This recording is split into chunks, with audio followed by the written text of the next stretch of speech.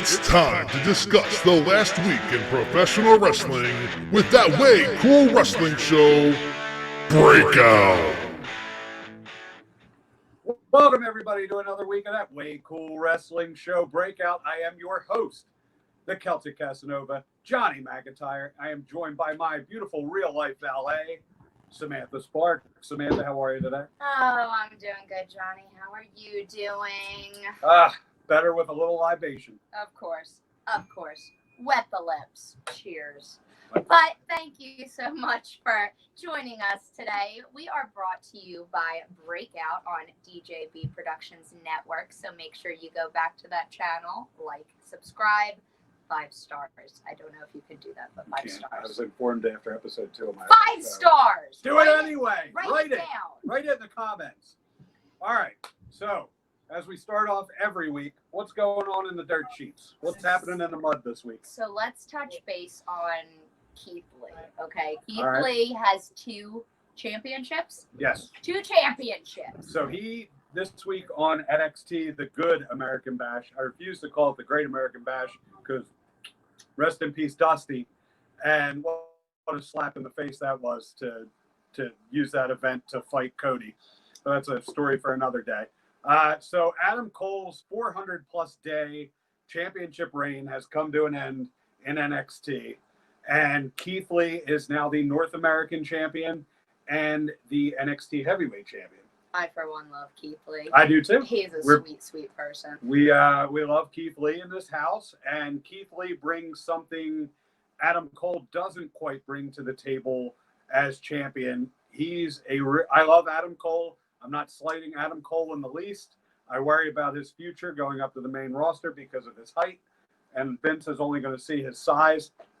But Keith Lee is the kind of guy that you can bring on to morning shows. He can go on that. He's got so much charisma and personality.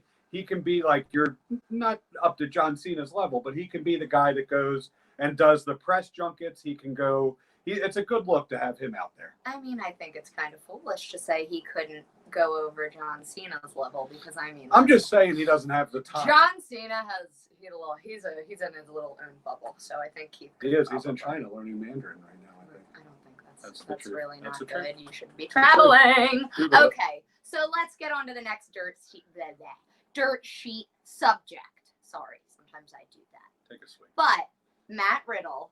Okay, I have to introduce this. Matt Riddle is changing his tune. Okay, we have gone for how long with Matt Riddle going, oh, I didn't do anything.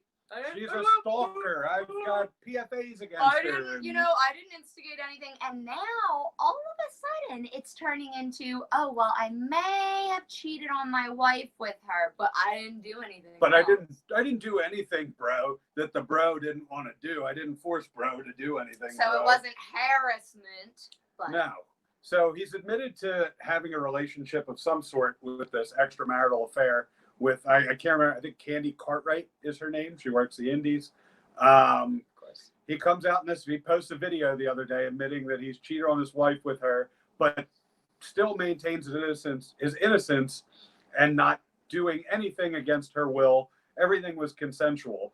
So he went on a 2-week tirade of defending himself, and everybody's like, oh, poor Matt Riddle. And, this girl's clearly making this up. And then she comes out this week and posts pictures of the two of them kissing together. And it's just a really bad look for Matt Riddle. There goes his credibility. Okay. We all know that's one of the first steps to being believable, maybe, having some credibility. That's true. And now he's screwed, bro. So let's get on to the next topic. Bro. It's Evolution 2. Okay, so the news came out, I believe it was last night, that as we saw with WrestleMania in the COVID era, it's just too big for one night. So now SummerSlam is getting 2 parts. SummerSlam, the biggest party of the summer, I think it's going to be 2 weeks apart. So one Sunday will be SummerSlam, and then the next week's going to be SummerSlam Part 2. And they're going to call it Evolution. So Evolution was a couple years ago before you started watching wrestling. Evolution was a women's only pay-per-view. I was around for that. That was last year. That was definitely last year. It was last year. I was here for that. I So liked it. they announced that it's going to be an all-women's pay-per-view the second week of SummerSlam.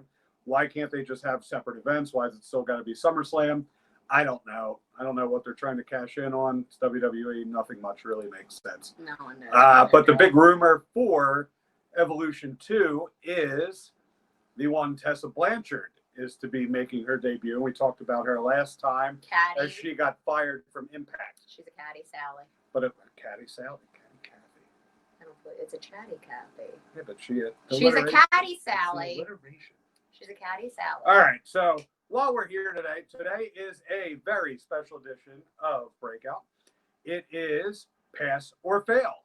And this week is going to be Fighter Fest. So, as Bob said, Evolution is going to be 2 parts. Fighter Fest was 2 parts, okay? 2 parts. You people hear me?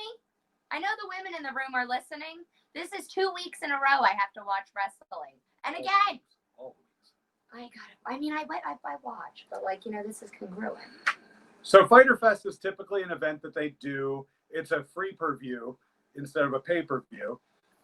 They was supposed to be in England this year. Unfortunately, with COVID and travel restrictions and everything, they decided to just dedicate 2 weeks of their TV to it. And instead of Dynamite, we got Fighter Fest. And Fighter Fest this year kicked off with MJF and Wardlow against the Jurassic Express. This has been a really good build for me. It's Jungle Boy and MJF had one of the best matches at Double or Nothing. And I've been waiting for Luchasaurus and Wardlow to tussle now, and that did not disappoint. I mean, I was certainly entertained by them. It was a good match. And we forgot to mention Chris Jericho on commentary the whole time. Chris Jericho is always wonderful. God's gift to wrestling, Chris Jericho on commentary. Right. Calling Wardlow picks him up on his shoulders, hits Brock Lesnar's finish, which is called the F5. And Jericho blurts out, "Oh, that's better than F5. That's got to be an F10. I've never seen anything like that before." It's just stupid little anecdotes like that. It makes the show go by smooth. It's a fun experience to watch AEW. To me, this match was a real coming out party for Wardlow. He really, really shined in this match. And he's the guy, I think, out of all 4 of them that need to shine the most because we haven't seen too much of him wrestle on TV. And incredibly athletic. The action in the match was nonstop, made it really tough to follow. I give that match a firm pass. Well, I mean, you guys know how I feel about Jungle Boy, but I give it a pass. It was nice. All right. It was nice. We agreed on one thing. Luchasaurus is one of Luchasaurus is one of my favorite wrestlers. That's why. He's awesome. So much potential. All right, so moving on from there, that match was hot. It was going to be tough to follow. So we get into some women's action. The AEW Women's Championship on the line. Hikaru Shida defending her title against the bad girl Penelope Ford. Thank you so much for introducing. He did my job for me. Penelope Ford. Penelope Ford is, I don't know, she's not one of my favorite. But Shida, I am definitely taken by Shida. Okay. I like Shida a lot. I like Penelope Ford. I think she's an asset to Kip Sabian, who is a top prospect in this business, in my opinion. I think that might get a little mucky eventually. That's just the catty Sally side of me. But I do think that Ford and Shida had really, really good chemistry, don't you? I agree. It was a good match. What I was most impressed with was we haven't seen too much of Penelope Ford wrestle. We've only seen her second Kip Sabian. I was impressed. Like, for somebody that doesn't have as much in-ring experience as she did, I thought she did a great job. The match was great. A little clunky at times, but overall good chemistry.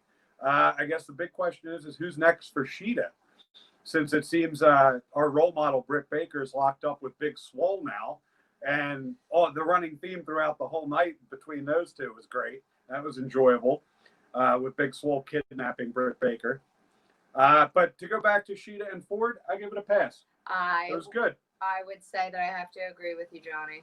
I give it a pass. Sky's the limit for Miss Ford. So then we have Hager versus Cody. That was a little bit touchy, so I'm just going to put my answer out there for you. That was a big, fat fail. I'm at you on that one. But we'll let Johnny explain. So it was a fail. I don't care about Jake Hager. I like him as Jericho's heater, but I don't care when I just don't. Like, I can't. Well, I'm not invested in the guy. I don't care. He's got a good look for the business, although he did look a little fluffy. Quarantine has been. He had a would you say quarantine it's belly been on him. good for him or bad for him? I don't know. So the most intriguing, it was bad for him. He was fluffy. I guess. But we're all a little fluffy after That's quarantine. okay. That's okay. So the only thing I enjoyed about this match, I absolutely love Cody. I love that Cody's out there every week defending the TNT Championship. He's such a good guy to have as the face of the company.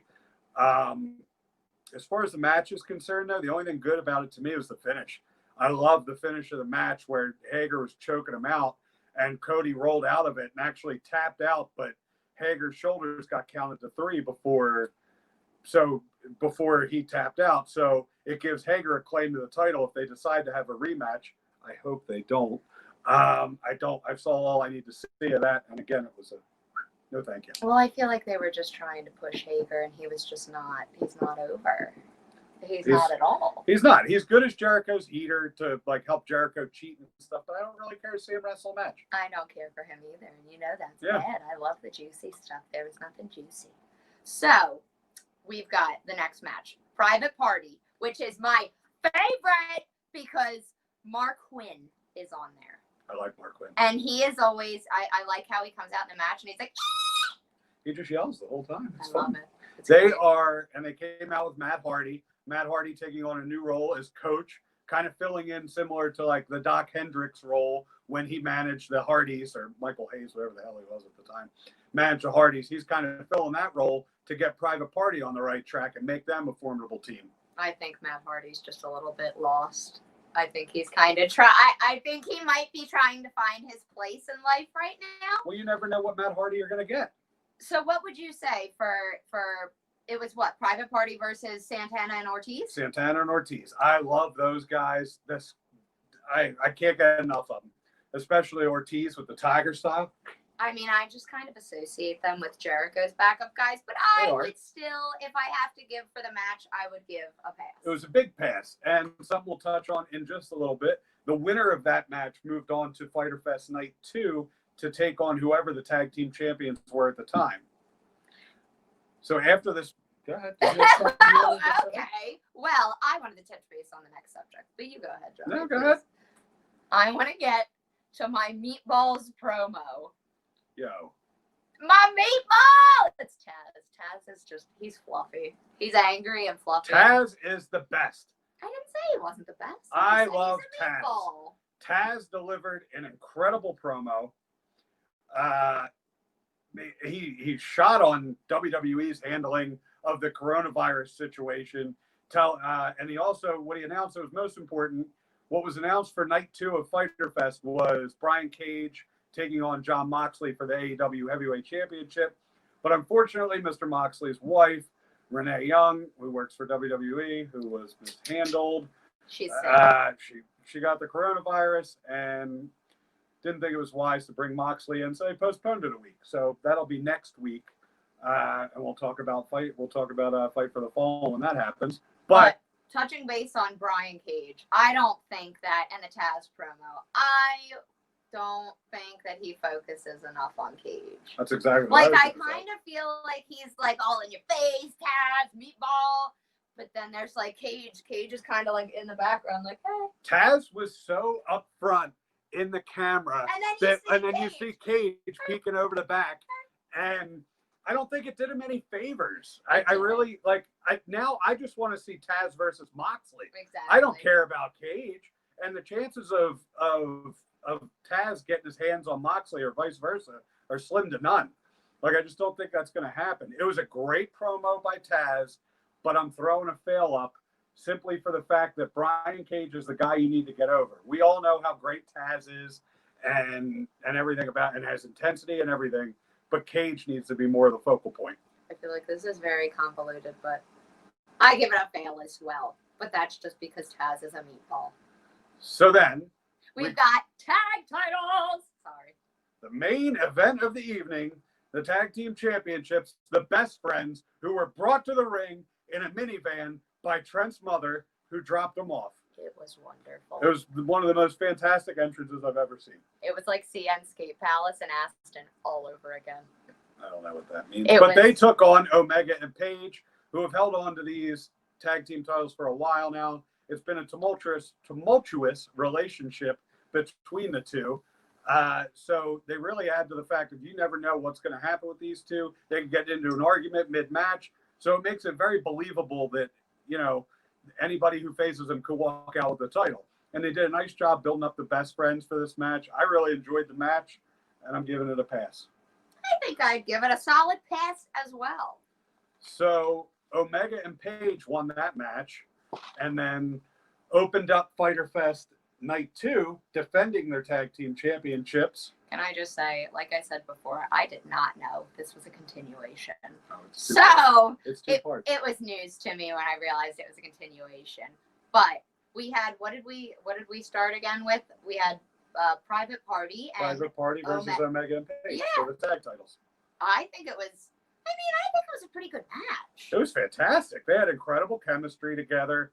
There were points I knew that Omega and Paige were going to retain the titles because I think there's more stories to tell there. In Private Party, they're newer. They're not quite ready for it. But, man, what a showing. Paige and Omega gave to them a lot during that match. The chemistry was great. It established them further as unbeatable champions despite their issues together. Firm pass. I had to be the first one to hold it up that time. I can't seem like I'm just tagging on. So that started hot. And then we had Archer and Joey Janella, which I'm sorry, but every time I see Joey Janella on screen, it's like a kind of like it screams, Delco! Delco! The worst parts of Delco. It's bad. It's bad. I'm going to get it out there. I think it was a fail. I don't want to talk about it. I don't want to put any more I time like Lance Archer. I think he's capable of much better. I don't want to see him waste his time with this. And he gave Janela way too much in that match. It's a fail. I agree. And moving on, we have Sam's favorite meatball again, Taz, cutting another promo. Holy crap. Somebody must have told him the week before, you need to let Cage shine a little bit more. Yeah, Cage got a little bit more focal time. The emphasis was more on Cage. But what he did in this promo was absolutely fantastic. It was fantastic. He brought back one of my favorite championships, the FTW Championship, and that's not for the win. That's fuck the world. Yes. He is an angry man. He created this championship back in ECW, and he's brought it back to life again and put that belt around the waist of Brian Cage. And it gives Brian Cage a little, like if he loses next week against Jon Moxley, he's still got that FTW Championship. I don't know if he's ever going to defend it. It's more of like a show title, like the $1 million belt that Ted DiBiase had. I mean, I don't know if he'll really defend it because I don't know if that would ever fit Brian Cage, but I do think Cage needs to talk a little bit more. I don't know how his promo skills are, but as long as Taz gets out of the way a little bit and you see Brian Cage. I think there's a good mediation there because I kind of see Brian Cage as like the idiot savant poking around in the background. He just kind of does what Taz says, but you know what? On to the next one. I hear you. Give me 1 second. Whoop. All right. And moving on from Taz, we go on to what was probably my favorite match of the last 2 weeks. It was a car crash. It was a video game. It was pure insanity. And I cannot wait to go back and watch it again. Yes, we're going to do that tonight. Yay. So it was an 8-man tag. It was the Butcher and Blade and the Lucha Bros against FTR and the Young Bucks. Really good storytelling here between the Bucks and FTR. I can't get enough of Butcher and Blade. I'd really like to see more of them coming up. Lucha Bros are the Lucha Bros. They can't do any wrong in my eyes. When Phoenix, pronouns, pal.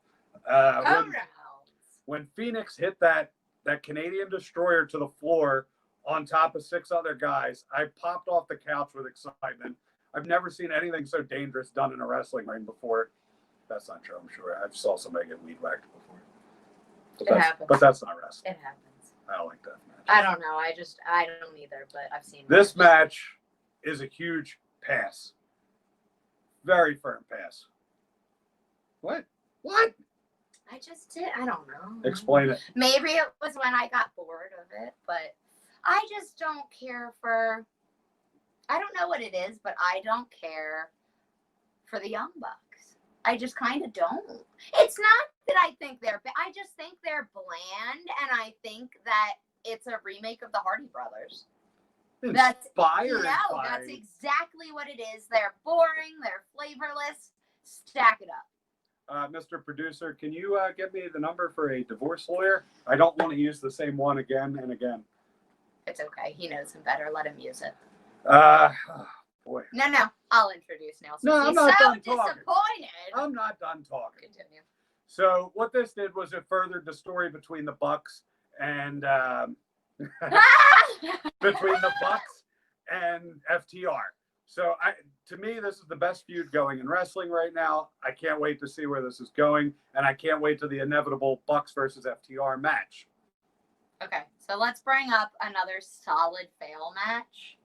Nyla and her, I don't even know what they are. 2-on-1 handicap match. Was it an enhancement match? They were enhancement gals. I didn't know who they were. I didn't either. I didn't know. Okay. We're just going to throw it up. There's nothing to talk about here. I would rather talk more about this than I'd rather talk about Archer and Janella, but you know. She cut a promo at the end of the match talking about how she's bringing in a manager. We'll see where that goes. There was a tease for it online earlier in the day, and that didn't deliver because they just never got into it. She said next week, a lot more. I'm scared. I don't care either way. I'm scared. Not interested. Okay, so let's get to who was the next one? It was Dark Order versus SCU. So before the match, they show Colt Cabana being looked at by the doctor in the back. And he's just got this hematoma all over the left side of his body. And it turned out to be legitimate. Cabana legitimately had his whole body torn up. I don't know how it happened, but he looked like shit. Yeah. And I thought this match was good. There was a lot of good work in this match. And the handicap match was a huge come down from the 8-man tag, but then I feel like this brought it up nicely. It was perfect placement on the card for it, and I give it a pass. Yeah, I'd have to agree. I think it continued the Dark Order SCU stuff that's been going on since Dark Order got introduced. Of course, and drama is always entertaining, isn't it? And then the main event of the evening. It was Orange Cassidy versus Le Champion. Chris Jericho. This match delivered on all cylinders. This was just it was great. Actually, no, it failed on one cylinder. Cylinders. Yeah. Cylinders. It failed on one point. I think Orange Cassidy needed to win that match. Yeah. And with Jericho's stature, he could have afforded the loss, and he would have had something to gripe about. You could have had Cassidy roll him up and Jericho kick out at 2, but the ref not see it. And then as being a heel that he is, he comes out the next week, he's got something to bitch about. And then we could have another match where Cassidy beats him in another way. And then he just becomes more and more of a thorn in Jericho's side, and Jericho can't beat him. See, I'm not mad at that explanation. If I had the pencil. Well, I like Orange Cassidy, but I wouldn't mind seeing, I like Jericho too, but I want to see some needling. Because Orange Cassidy, I don't know. I don't think he's getting enough oomph. He gets under his skin. He's a prick. I don't want to say that. A prick. He's not a prick. He is a prick. When he wants to try. Jericho wanted to have fun and wrestle, and Orange Cassidy was like, just kicking him in the shins, getting under his skin. He's doing it to get under his skin and rile him up. I feel like and Jericho made mistakes after he got under his skin. Touche. Firm pass. I'd say pass too. I want to see where we go from here with Jericho and Cassidy. I hope it's not over. If not, I wonder if we're getting back to this Mike Tyson and Chris Jericho thing. I don't know. Next week we'll be talking about Fight for the Fallen, but it's time for a last call. It is time for last call. Would you like to bring it forward, Bob? I would. So this week in wrestling, last call on this show, a little different from Messing with the McIntyres, also found on DJB Productions Network. Check out the newest episode, The Newlywed Game. It was intense, just like the Indians. Until our mothers watched. That was embarrassing. Was awful. That was a great lunch topic the other day. So. Long lunch. All right. So, what was your favorite thing that happened this week in wrestling on any show, be it old or new, something you caught me watching? I don't know. don't know. I'd have to say that I really, really, really enjoyed the minivan skit. That was freaking awesome. That was gold. Like I said, that brings me back to CN Skate Palace when I was like in middle school. Is that Radnor Rolls? Okay, so maybe, or like Iceworks for somebody, you know, Friday night skate where everybody goes and hangs You out. could go skate on a Friday night after COVID and see DJ Danny J. Hi, Spot. All right, so my favorite part this week in the world of wrestling. Hey, Danny J. My favorite part this week in the world of wrestling. I got to say, I went on YouTube this week. I've been missing MLW since COVID has started. We haven't seen MLW. Some of these smaller companies aren't able to run. They've been putting up this anthology series, which has been really good. I tuned into the Lucha Bros anthology on YouTube. I highly recommend it if everybody wants to take a listen. The other thing I enjoyed, just real quick, if you go back and listen to the podcast of Busted Open Radio this week, I got worked. And I never get worked anymore. I love it when I do get worked.